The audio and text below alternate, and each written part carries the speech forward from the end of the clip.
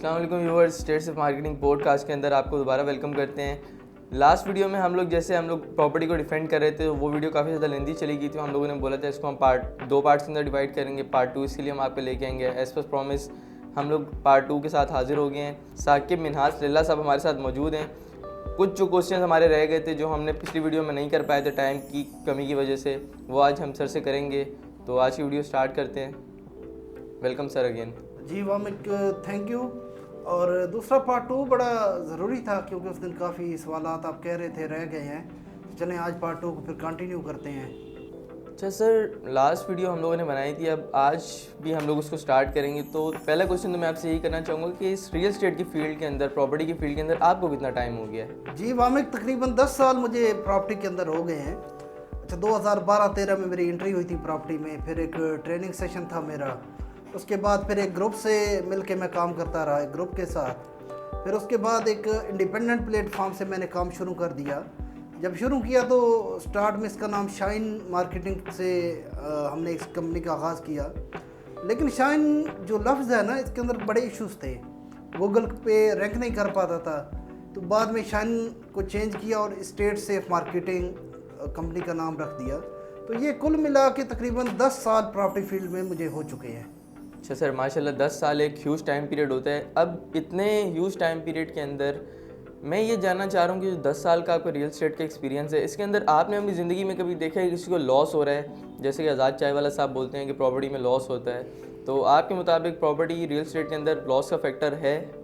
जी, इसमें देखें मामिक साहब, कोई भी फील्ड परफेक्ट नहीं होती। 19-20 हर फील्ड में होती है तकरीबन।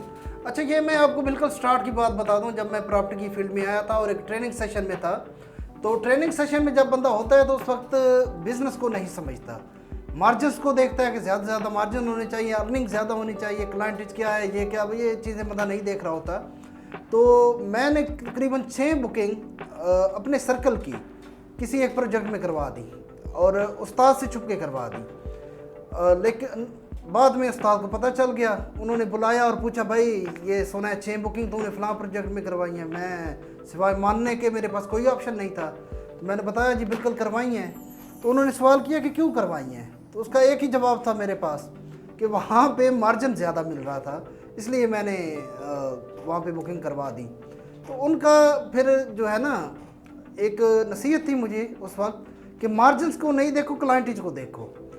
तो अब बेहतर यही है कि ये 6 बुकिंग जो तुमने करवाई हैं, जितना पैसा इन्वेस्ट उनका हुआ है वहाँ से निकलेगा तो नहीं अब, क्योंकि वो फ्रॉडिया बिल्डर है, काफ़ी इश्यूज़ हैं उस प्रोजेक्ट के अंदर। तो तुम अपनी जेब से, एक और प्रोजेक्ट का नाम बताया, अपनी जेब से इनकी बुकिंग वहाँ पे करवा दो। तो अब वो जो बुकिंग का एक अमाउंट था 4 लाख रुपया, उस वक्त 4 लाख रुपया बहुत ज़्यादा था उस दौर में। तो अब 4 लाख अपनी जेब से निकालते हुए भी ज़रा तकलीफ़ हो रही थी ठीक ठाक। तो उस्ताद ने यही समझा कि ये नहीं करेगा। इस पे उन्होंने कहा, अभी देखो बात सुनो, अगर तुम इत्तफाक करते हो तो ये 4 लाख तुम्हारी ज़िंदगी में आखिरी है, या इसके अलावा 4 लाख तुम मज़ीद और कमा लोगे और वहीं पे तुम्हारा स्टप लग जाएगा। लेकिन अगर तुम ये डिसीजन ले लेते हो, वक्ती तौर पे नुकसान अपने सर डाल लेते हो, 4 लाख अपनी जेब से इन्वेस्ट कर देते हो, तो तुम 4 करोड़ भी कमा सकते हो, 40 करोड़ भी कमा सकते हो। खैर, उनकी बात पे मैंने अमल किया और अपनी जेब से इन्वेस्ट किया 4 लाख रुपया और किसी और प्रोजेक्ट में उनकी बुकिंग करवाई, शफल किया। अच्छा, अब यहाँ पे थोड़ा सा ना जहन के अंदर एक डर खौफ सा था कि क्लाइंट से मैं बात करूँगा तो क्लाइंट क्या कहेंगे, कैसा चवल बंदा है, पहले ओदा करा रहे हैं, हुण उदो कट के इदा करा रहे हैं।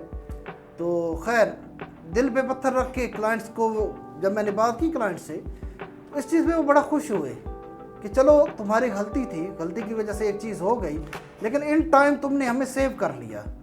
तो खैर, वो 4 लाख भी फिर वक्त के साथ रिकवर हो गया उस बिल्डर से, लेकिन काफ़ी टाइम लगा। तो ये एक छोटा सा लॉस जो मैंने अपनी ज़िंदगी में प्रॉपर्टी में देखा है। इसके अलावा 10 साल एक्सपीरियंस जो मेरा प्रॉपर्टी फील्ड में है, आज तक मेरी ज़ात से या मेरी कंपनी से जिन लोगों ने प्रॉपर्टी में इन्वेस्ट किया है, सिंगल वन बंदा उठ के ये नहीं कह सकता कि मुझे प्रॉपर्टी में लॉस हुआ है। डिले होना देखिए एक अलग चीज़ है, डिले हो जाता है कि एक बंदे को हमने मार्जिन दिया है कि अभी आप प्रॉपर्टी खरीदें, साल में इतना प्रॉफिट चला जाएगा। अच्छा, अब उसमें कोई नेचुरल डिज़ास्टर आ जाता है, जैसे कोरोना आ गया था, साल की बजाय 1.5 साल पे वो चला गया, तो वो एक सेपरेट चीज़ है। लेकिन लॉस आज तक नहीं हुआ कि एक बंदे ने 1 करोड़ की प्रॉपर्टी खरीदी और 90 लाख में बेची हो, ये नहीं हुआ। करोड़ की खरीदी है तो 1 करोड़ 10 में ही बेची है। हाँ, अगर वो 10 लाख का प्रॉफिट 1 साल में आना था तो वो 1.5 साल पे चला गया है। इतना डिफरेंस ज़रूर आया है, अदरवाइज प्रॉपर्टी में बिल्कुल कोई नुकसान तो है ही नहीं। वाह, दुनिया की बिजनेस प्रॉपर्टी ऐसा है जिसमें कोई लॉस नहीं है। ये जो है ना आज़ाद चाय पराठे वाला, इसका तो ऊपर वाला माला खाली है, इसको बिजनेस का पता क्या है। ये तो बस ऐसे कहीं से भी बात पकड़ता है, नॉर्थ पोल से बात पकड़ेगा, साउथ पोल पे ख़त्म कर देगा। अच्छा सर, आज़ाद चाय वाला साहब का ये कहना है कि जो रियल स्टेट की फील्ड है ना, उससे आज तक कोई नहीं बना, मतलब कोई भी बंदा कामयाब नहीं हुआ, या real estate basically zero field है। उनका ये कहना है कि रियल स्टेट से आज तक कोई भी नहीं बना। अच्छा, वाकई अगर आज़ाद चाय वाला ये कह रहा है कि रियल स्टेट से आज तक कोई नहीं बना, तो उसको भाई ज़हनी इलाज की ज़रूरत है। वो दिमाग ज़हनी मरीज़ है, उसका दिमाग किसी साइकेट्रिस्ट को चेक करा लें आप लोग। अच्छा, अब मैं पूछूं अगर आज़ाद चाय वाला से कि अलीम खान कौन है, रियल स्टेट। पाक व्यू सिटी, मलक रियाज कौन है, रियल स्टेट। ओ भाई आज़ाद चाय पराठा, मलक रियाज की दाईं जेब में जितने पैसे होते हैं ना, तेरे सारे कारोबार उसी में चले जाते हैं। मलक रियाज है, सिर्फ रियल स्टेट से ही बना है। अच्छा, इसके बाद दुबई क्या है, रियल स्टेट। सऊदीया क्या है, डोनाल्ड ट्रंप क्या है, एलन मस्क क्या है। और सबसे बड़ी बात, जो इसका दूसरा भाई है, गरीबों की रट लगा के वो अमेरिका में छुप के बैठा है, खान साहब, क्या नाम है यार उसका, शाहिद अनवर खुद क्या है, रियल स्टेट। अच्छा, mark Zuckerberg, real estate. Facebook भले उसका प्लेटफॉर्म है लेकिन रियल स्टेट। पता नहीं, मुझे तो ये लगता है, कभी कभी यकीन माने आप लोग, कि इसका फेसबुक जो चलता है ना, वो रियल स्टेट से चलता है। वहाँ से जो ये रेंट लेता है ना, पता नहीं कितने घर हैं इसके नाम पे, ठीक ठाक प्रॉपर्टीज़ है, रेंट पे दी हुई हैं मार्क ज़करबर्ग ने, वो आती हैं और इसका फेसबुक चल रहा होता है। मुझे तो यही लगता है। अच्छा, मार्क ज़करबर्ग, रियल स्टेट। तो आज़ाद चाय वाला कैसे कह सकता है कि रियल स्टेट से आज तक कोई नहीं बना। रियल एस्टेट दुनिया में तमाम जितने भी बिजनेस हैं, पहले मैं बता चुका हूँ, सब बिजनेस का ये बादशाह है। जिस तरह आम फलों का बादशाह है, रियल एस्टेट बिजनेस का बादशाह है। अच्छा, और अब ना मैं आज़ाद चाय वाला को यही कहूँगा कि ये अकले कुल है, बाकी सब बेवकूफ़ है। चाइना बेवकूफ़ है, मिशन चांद पे पहुँचाया। इंडिया बेवकूफ़ है, चंद्रयान 3 पे इतना खर्चा किया। और नासा तो है ही बिल्कुल ही बेवकूफ़, पागल है। 2025 में एक मिशन वो भी चांद पे पहुँचा रहा है। एलन मस्क भी कुछ करना चाह रहा है। तो ये सब बेवकूफ़ है, ठीक है। चांद पे इन्होंने जाके करना क्या है, आज़ाद साहब आपको पता है चांद पे इन्होंने क्या करना है? वहाँ पे जाके इन्होंने चाय पराठा का होटल खोलना है, ठीक है। जो चाय आपने बतानी है ना नेक्स्ट वीडियो में बनानी, कि चाय बनाने का तरीका ये है और पराठा बनाने का तरीका ये है, वो इन्होंने होटल खोलना है चांद पे। या फिर वाइपर की फैक्ट्री लगानी होगी चांद पे जाके, जितने मुल्क जा रहे हैं वाइपर की फैक्ट्री लग, या फार्मिंग करनी होगी। ओ भाई, रियल एस्टेट कॉलोनियाँ बननी है चांद पे, कॉलोनियाँ। इसलिए ये इतने तग्गोदो की जा रही हैं, इतना पैसा बर्बाद कर रहे हैं इंडिया, चाइना, अमेरिका और दूसरे ममालिक। चांद पे वो रिहाइश को जो है ना, वो यकीनी बना रहे हैं। और अगर पानी मिल जाता है तो फौरी तौर पर वहाँ पे कॉलोनियाँ बनेगी। बल्कि आप उठा के देखिए, नेट पे देखें, लोगों ने प्लाट बुक कराने शुरू कर दिए हैं। शाहरुख खान ने भी सुना है प्लाट बुक करवाया है। तो शाहरुख खान ने जो है ना वाइपर बुक नहीं करवाया, कोई अंडा बुक नहीं करवाया, प्लाट बुक करवाया है। प्लाट रियल एस्टेट होता है, प्रॉपर्टी होती है। अब ये चीज़ यार, ये बंदा जो है ना, यकीन मानो मैं तो इसको जानते नहीं था नमूने को, ये तो आपने वीडियो दिखाई है तो मैं हंस हंस के पागल हुआ हूँ कि क्या चीज़ है ये, कैसी बेतुकी बेतरतीब बातें करता है और ख़ुद को बिजनेसमैन कहता है। ओ भाई, ऐसे नहीं होते बिजनेस माइंड, ना बिजनेसमैन ऐसे होते हैं। अच्छा सर, आज़ाद चाय वाला साहब के मुताबिक, मतलब आज़ाद चाय वाला साहब को ये कहना है कि मैं तो अपने फॉलोअर्स को या अपने देखने वालों को मना ही करूँगा कि रियल एस्टेट के अंदर ना इन्वेस्ट करें। ना मैं खुद रियल एस्टेट के अंदर इन्वेस्ट करता हूँ, ना मैं अपने फॉलोअर्स को करने दूँगा। अच्छा, अगर आज़ाद चाय वाला ऐसा कह रहा है कि ना प्रॉपर्टी खुद लेनी है तो ना किसी को लैन देनी है, ना खुद आप खेलना ना खेडन देना, खुद भी नहीं इन्वेस्ट करना प्रॉपर्टी में, और फॉलोअर्स को भी मना करना है कि प्रॉपर्टी में इन्वेस्ट नहीं ना करें, तो भाई सबसे पहले घर से निकलो, बाहर झोंपड़ी लगा के रहना शुरू कर दो। तुम्हारा घर भी रियल एस्टेट में ही आता है, वो भी रियल एस्टेट ही है। उसके बाद जो है ना, लाइन से अपने फॉलोअर्स की झोंपड़ियाँ लगवा दो। क्योंकि अगर यार देखो, एक गरीब बंदा है, सारी ज़िंदगी बेचारा किराए पे रुल रहा है। अब जाके उसने एक प्रोजेक्ट में प्लॉट बुक करवाया है, वो भी इंस्टॉलमेंट पे, 5 साल की इंस्टॉलमेंट है, थोड़ी थोड़ी करके वो अदा करेगा। ठीक है कि सारी ज़िंदगी खुद तो मैं ख्वार हुआ हूँ, बच्चों को तो कम से कम मैं अपना घर दे जाऊँ। अच्छा, उसके बाद 5 साल लगने पैसा जमा करेगा और एक घर बना लेगा, तो आज़ाद चाय वाला साहब आपको क्या मसला है उससे? उस गरीब का घर आपको हजम नहीं हो रहा कि आप यही चाहते हैं कि खुद भी किराए पे रुला, उसके बच्चे भी किराए पे से नहीं लो? तो खैर, आपके लिए तो मेरा मशवरा है ना, सबसे पहले निकलें, झोंपड़ी लगाएं, अपने फार्मर्स के साथ झोंपड़ियाँ लगवाएं, फिर भी तुम्हें टिकन हो तो किसे नहीं देना। दूसरे दिन जो लैंडलॉर्ड है डंडे मार के आपको वहाँ से भगाएगा कि मेरी ज़मीन से उठो भाई भिखारियों। या चलें, अगर शामलात ज़मीन हुई सरकारी तो गवर्नमेंट बिल्डोजर एक साइड तो फेरना तो नाल ही नहीं जाना है। तो कुछ खुदा का खौफ करो यार, कुछ खुदा का खौफ करो। क्या बातें भी तुक्की लेके बैठा रहता है यार, ये मेरी समझ से बंदा बिल्कुल बाला तर है। तो देखो, कोई जाके आज़ाद चाय वाला को बता दे कि आज़ाद पराठा वाला खाला जी का घर नहीं है रियल स्टेट। अच्छा, यहाँ पे अब मैं कुछ कड़वी गोलियाँ देता हूँ, हज़म करना मुश्किल हो जाएंगी आज़ाद चाय वाले के लिए कि रियल स्टेट है क्या, ये मैं समझाता हूँ आज। जितने भी बिजनेस हैं ना, वो चलते ही रियल स्टेट के सर पे हैं। अगर रियल स्टेट रुक जाए तो तमाम बिजनेस रुक जाएंगे। जैसे कराची चलता है तो पूरा पाकिस्तान चलता है, इसी तरह रियल स्टेट चलती है तो बाकी तमाम बिजनेस चलते हैं। अब वामिक साहब, कुछ देर के लिए रियल स्टेट बंद हो गया सेक्टर, पूरा पाकिस्तान के अंदर रियल स्टेट सेक्टर बंद हो गया है। ठीक है, सबसे पहले हम भट्ठों की बात करते हैं। ईंटों वाले भट्ठे, उनके मालकान बेचारे रोड पे आ चुके हैं। जितनी वहाँ पे लेबर काम करती है बेरोजगार हो चुकी है। अच्छा, इसके अलावा बीच में जो एक आर्थिक वाला रोल होता है, कमीशन होते हैं, मामलात होते हैं, वो जितना एक ग्रुप है रोड पे आ चुका है। अच्छा, भट्ठा चलाने के लिए कोयले की ज़रूरत पड़ती है, तो कोयला जो कानों से निकाल रहे हैं वो बेचारे बेरोजगार हो गए। कोयला जो वो डील कर रहे हैं डीलर, वो बेरोजगार हो गए। बीच में कमीशन पार्टी बेरोजगार हो गई। इसके अलावा ट्रांसपोर्ट वाले बेरोजगार हो गए। अभी भट्टों को थोड़ी देर क्लोज कर दें, ये पूरा सेक्टर आपने बंद करवा दिया, आज़ाद चाय वाला साहब, बंद करवा दिया आपने। अच्छा, तमाम स्टील मिलें रुक चुकी हैं।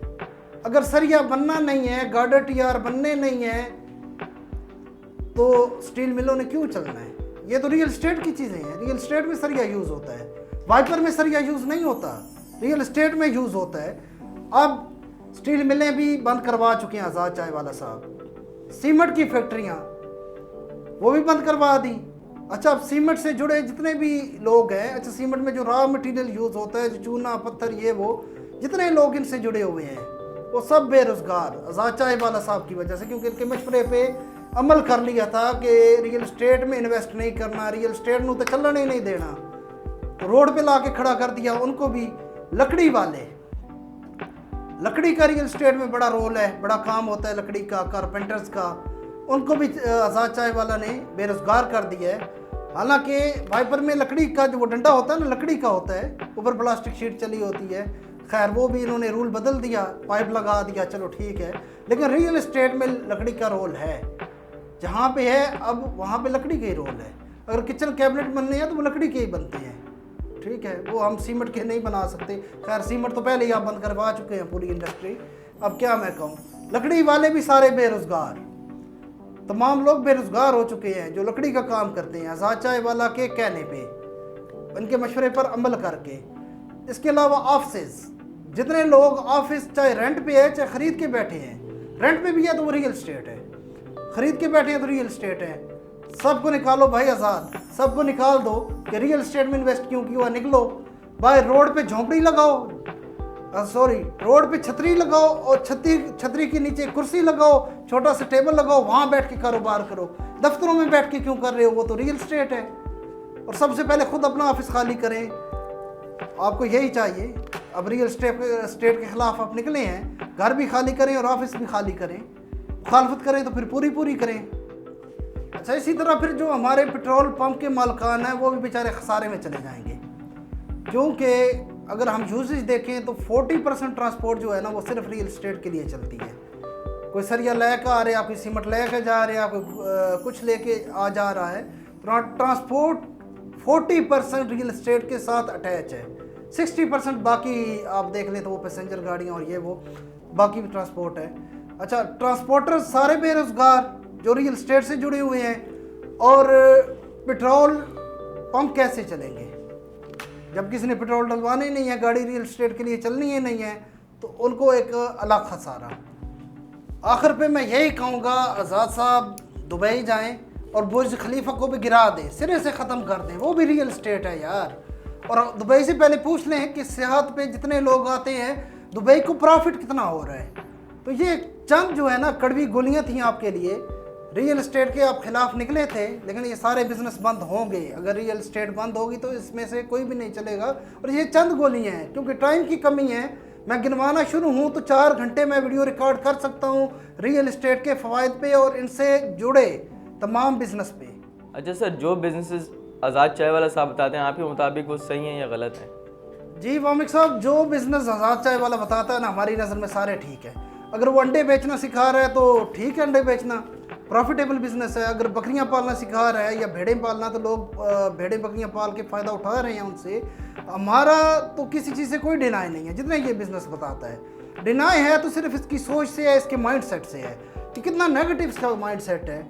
मतलब अपनी खुरली चुखा ना, दूजे नू नाल टक्कर क्यों मारी जा रहे हैं। मतलब मैं ठीक हूँ, मेरे कोर्सेज खरीदो, रियल एस्टेट में इन्वेस्ट ना करो। रियल एस्टेट का इसको पता ही नहीं है बेचारे को कि रियल एस्टेट की वर्थ क्या है। पहले तो ये पता होना ज़रूरी है। और ना ही ये बिजनेस माइंड है, इसका बिजनेस माइंड सेट ही नहीं है। ये सिर्फ एक यूट्यूबर है, उसको यूट्यूबर तक ही महदूद रखा जाए। इसको मैं तो बिजनेसमैन काउंट करता ही नहीं हूँ यार। देखो, एक वेल्डर है ना, वो सिर्फ वेल्डिंग की फील्ड का चैम्पियन है, उसी में उसकी एक्सपर्टीज़ है। उससे आप कारपेंटर का काम लो, लकड़ी का, तो उसको की लगाना भी नहीं आए शायद। लेकिन ये भाई साहब वो महान शख्स हैं दुनिया के अंदर जिसको हर फन मौला कहा जाता है। एक वीडियो में 121 बिजनेस के तरीके बताता है। मुझे बताओ आज़ाद चाय वाला साहब, आपने 121 बिजनेस वो किए हैं और कितने साल का एक्सपीरियंस है हर फील्ड हर बिजनेस का।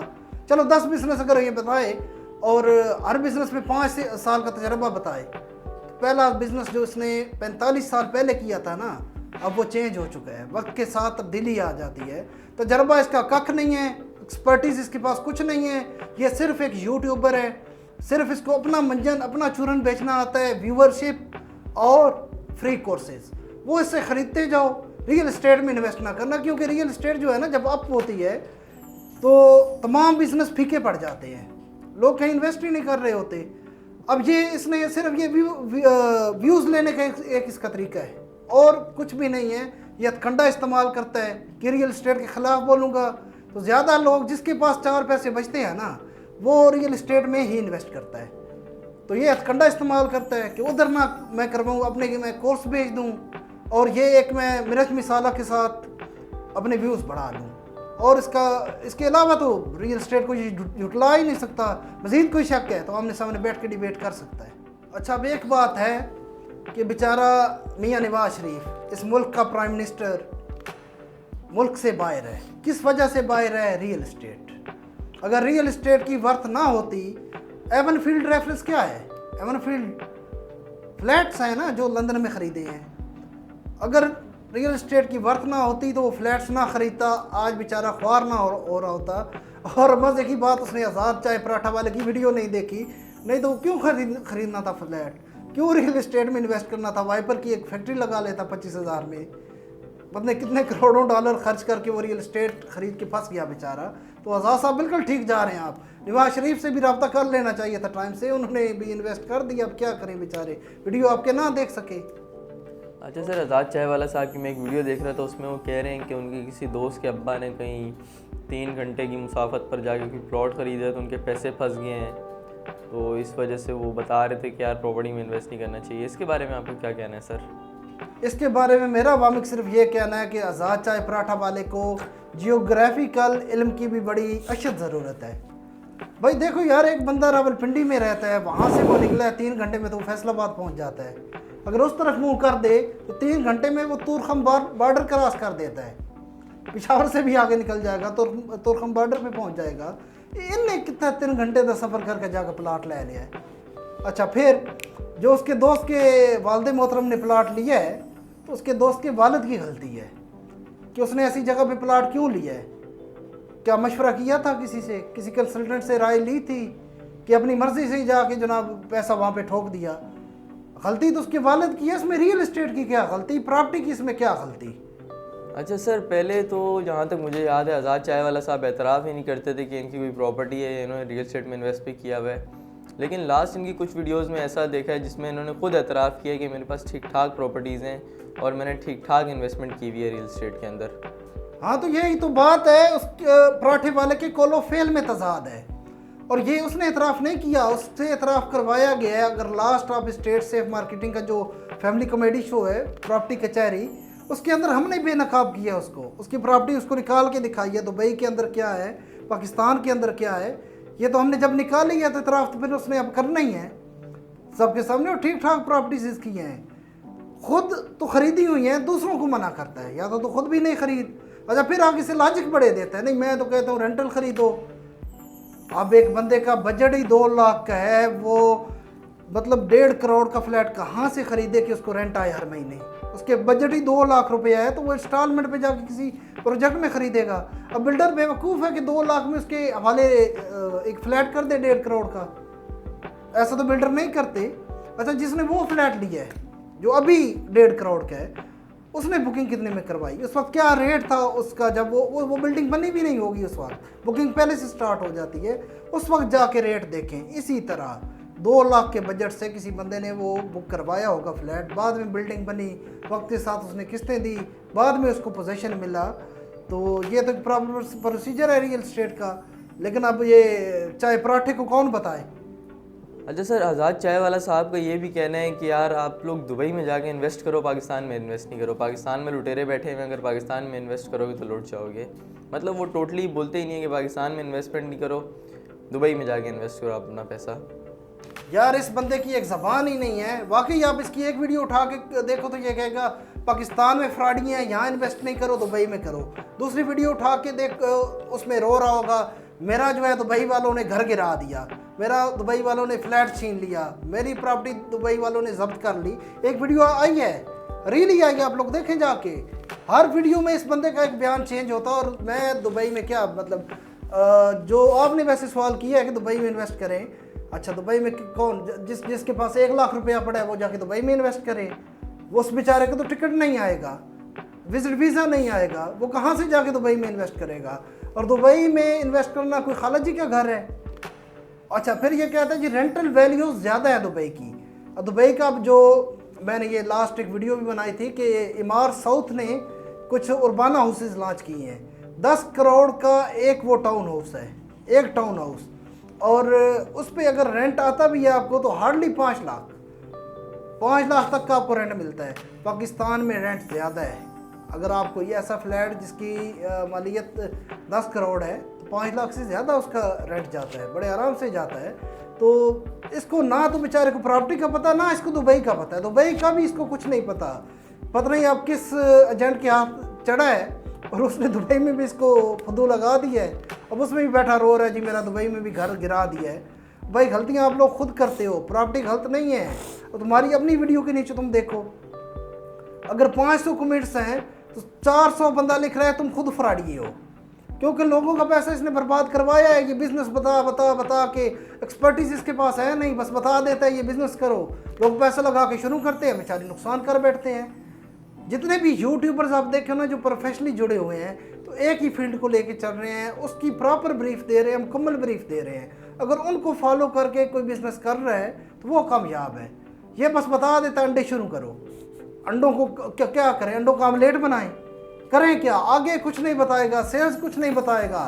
300 रुपए के पाइप खरीद के वाइपर एक इसने बना दिया, भाई सेल्स कहाँ करें?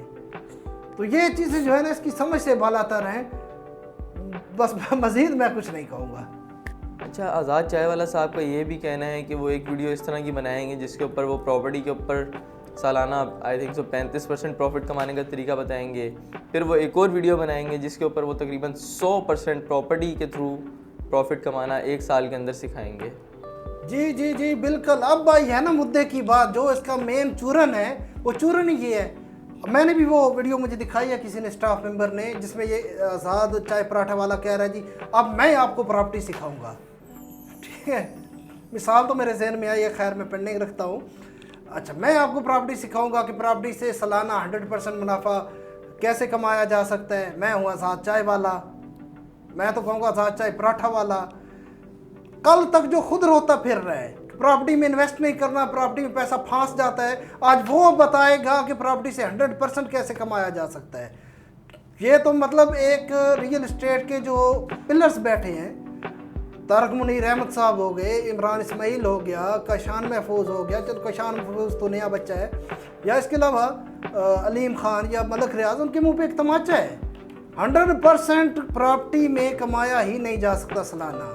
बस उसने एक वीडियो बनानी है, पहले ही चारा डाल दिया कि लोग देखें आके, उसको व्यूज़ मिल जाएं। इसके बाद फिर एक और ये वीडियो बनाएगा प्रॉपर्टी कहाँ ख़रीदनी चाहिए, फिर ये एक और वीडियो बनाएगा प्रॉपर्टी के रिलेटेड, फिर ये एक जो है ना आसान सा तरीका जो है, जो उसका तरीका वारदात है, एक कोर्स लेके आ जाएगा। वो कोर्स ख़रीदो, प्रॉपर्टी का वो कोर्स ख़रीद लो। जी मैं प्रॉपर्टी का कोर्स ले आया हूँ, बेचना भाई तुमने कोर्स है, लेनी तुमने व्यूवरशिप है। रियल एस्टेट से पंगा तुम करते क्यों हो जब तुम समझते नहीं हो रियल एस्टेट को? खामखा में मतलब अगर व्यूअर्स भी देखें तो वो इस चीज़ को देख रहे हैं कि कॉल ऑफ फेल में तजाद है, हर वीडियो में बयान चेंज होते जा रहे हैं। अब यार मैं मिसाल देना चाह रहा हूँ लेकिन ऑन द स्क्रीन में दे नहीं पा रहा कि अब हमें सिखाएगा आज़ाद चाय वाला कि प्रॉपर्टी में 100% कैसे कमाया जा सकता है। चले ऑफ द कैमरा तो दे सकता हूँ ना, बंद करें जी कैमरा, मैंने एक मिसाल देनी है। नहीं सर, आप ऑन कैमरा मिसाल दे दें, हम उसके ऊपर सेंसर लगा देंगे। अगर वो इस तरह हुआ तो उसके सेंसर और बीप लगा देंगे हम लोग। देखो मिसाल तो अब मैं दे ही देता हूँ, लेकिन उससे पहले मैं एक और बात करना चाहता हूँ। अब एक रकासा है, ठीक है, वो स्टेज पे डांस कर रही है, नाच रही है। अब नीचे तमाशाई में बैठा एक 150 किलो का नौजवान जिसका वेट 150 किलो है, वो नीचे बैठ के उसको स्टेप बता रहा हो। तो ये आज़ाद चाय पराठा वाला भी वो ही कर रहा है, नीचे बैठ के स्टेप बताता है। लेकिन मिसाल इसके लिए वो नहीं है, मिसाल इसके लिए ये है डोंट टेल पापा हाउ टू। इसके लिए मिसाल बनती ही है, इससे अच्छी कोई मिसाल हो नहीं सकती। मतलब जो प्रॉपर्टी के चैंपियंस हैं, जो एक्सपर्टीज रखते हैं, जिनका 40-40 साल का तजर्बा सिर्फ प्रॉपर्टी में है, वो उनको तुम सिखाओगे कि 100% प्रॉफिट सालाना कैसे लिया जा सकता है। तुम तो खुद लुटे हुए हो, तुम तो खुद कहते हो मैं मेरे साथ प्रॉपर्टी में धोखा हो गया, फ्रॉड हो गया, कितनी वीडियोस तुमने बना दी हैं। अच्छा सर, मोस्टली देखा गया है कि जो आज़ाद चाय वाला साहब है अपनी वीडियोस में गरीबों की काफ़ी ज़्यादा तौहीन कर रहे होते हैं, गरीबों के बारे में काफ़ी, मतलब एक होता है ना डिग्रेड करना गरीबों को, कि इफ़ अगर वो गरीब हैं तो वो कुछ भी नहीं है, उनको ज़िंदा रहने का हक नहीं है। काफ़ी ज़्यादा तौहीन कर रहे होते हैं गरीबों की। आज़ाद चाय वाला जो है ना गरीबों की तौहीन नहीं करता। अच्छा, ये आज़ाद चाय वाला ही नहीं, सिर्फ एक और भी है अमेरिका वाला शाहिद अनवर, ये दोनों ही गरीबों की तौहीन करते हैं। लेकिन एक्चुअल में ये गरीबों की तौहीन नहीं करते, ये अपने बाप दादा की तौहीन करते हैं कि तुम लोग गरीब थे, और ये सारी बातें उनको वहाँ पे ना ट्रांसफ़र हो रही होती हैं ऑटोमेटिकली। और देखें, अब एक तो बेइज्जती करके, तौहीन करके, फिर ये कहते हैं कि हमारा मोटिवेशनल स्टाइल है। ये कौन सा मोटिवेशनल स्टाइल है? एक बंदे की इस्ते नफ्स तुम मजरूह कर रहे हो और मोटिवेशनल स्टाइल भी बता रहे हो। तो इस तरह ये आज़ाद चाय वाला का तरीका वारदात ही बड़ा अलग है। अब तो लोग जो है ना इसके कमेंट्स में गालियां दे रहे होते हैं इसको, जिनके साथ भी मतलब इसने ये पैसा बर्बाद करवाया है, जिनका भी व्यूज़ लेने के लिए, और आगे बस लाहौर बताया है, लाहौर का रास्ता नहीं दिखाया, लाहौर का रास्ता नहीं बताया, लाहौर दिखा दिया है। अब बता दिया सिर्फ कि ये कारोबार करो, कैसे करना है, कैसे नहीं करना, कास्ट क्या है, मार्केट वैल्यू क्या है, अच्छा बिकेगा कैसे, सेल्स का क्या तरीका है, मार्केटिंग कैसे करनी है, कुछ भी नहीं। उन लोगों ने पैसा लगाया आंखें बंद करके। शायद पहली वीडियो इसकी देखी थी, अगर तो 5-6 वीडियोस इसकी कोई बंदा देख ले ना तो वो कानों को हाथ लगा जाता है कि ये बहुत बड़ा ड्रामेबाज है। और इससे बड़ा कोई ड्रामेबाज मैंने तो अपनी ज़िंदगी में नहीं देखा, जो हर वीडियो में स्टेटमेंट चेंज कर रहे हैं, हर वीडियो में 110 तरीके बता रहे हैं, एक में 110 बता के दूसरे में 121 लेके आ रहा है। तो जो 4-5 वीडियो कंटिन्यूस की देख ले वो तो इसे किनारा कशी करता है, जो बेचारा पहली वीडियो देख रहा है वो बर्बाद भी हो रहा है। और जहाँ तक गरीबों की तौहीन की बात है तो सूरत बकरा की आयत नंबर 212 आज़ाद चाय वाला भी पढ़ ले और शाहिद अनवर भी पढ़ ले और तमाम व्यूवर्स हमारे वो भी पढ़ लें कि गरीबों के बारे में कितनी सख्त तनबीह की गई है। व्यूअर्स, हमारा ये पार्ट 2 भी स्टेट से मार्केटिंग पॉडकास्ट का काफ़ी ज़्यादा लेंदी चला गया है और सवाल तो मेरे ख़त्म ही नहीं हो रहे, एक से ऊपर एक सवाल निकलता जा रहा है, क्योंकि रियल स्टेट एक मैंने आपको बताया बहुत बड़ा चैप्टर है, तो उसको हम लोग पूरी तरह डिफेंड करेंगे। नाजरीन, यही थी कुछ अहम क्वेश्चन जो मैंने सर से करने थे प्रॉपर्टी को डिफेंड करने के लिए, जो हम लोगों ने किया और इसके सर ने काफ़ी ज़्यादा ब्रीफली डिफाइन करके जवाब भी दिए हैं। तो ये थी आज की एपिसोड, और जिस तरह हम लोग स्टेट से मार्केटिंग के प्लेटफॉर्म से प्रॉपर्टी कचहरी का एक फैमिली शो चला रहे हैं, इसी तरह अब इंशाल्लाह स्टेट से पॉडकास्ट को भी हम लोग कंटिन्यू रखेंगे। तो इसी तरह मज़ीद एपिसोड्स आप लोगों के लिए लाते रहेंगे। तब तक के लिए दे इजाज़त, अल्लाह हाफिज़।